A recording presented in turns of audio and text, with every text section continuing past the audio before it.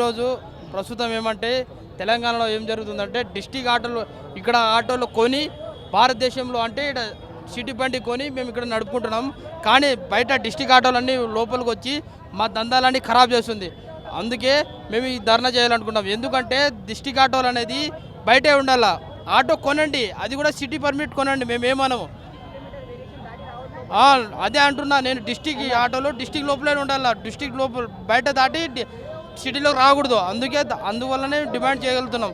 అందరూ బతకాల అన్న. ఇప్పుడు మా పరిస్థితి, హైదరాబాద్ పరిస్థితి ఎట్లా ఉన్నదంటే, హైదరాబాద్లో ఇప్పుడు మేము ఆటో డ్రైవర్లము 5 లక్షలు 6 లక్షలకు హైదరాబాద్ ఆటో వస్తున్నది.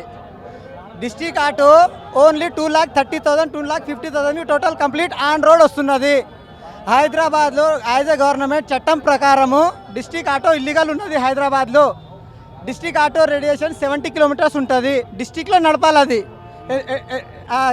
బార్డర్ ఎట్లా ఉంటుంది అంటే, తెలంగాణ ఆంధ్ర ఉండదా, లేదా ఆంధ్ర తెలంగాణ కర్ణాటక బార్డర్ ఉంటుంది కదా, ఆ బార్డర్ లోపల 70 కిలోమీటర్ రేడియేషన్ ఉంటుంది.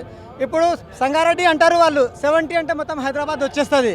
డిస్టిక్లో 70 వెళ్ళాలి వాళ్ళు, హైదరాబాద్లో రావద్దు.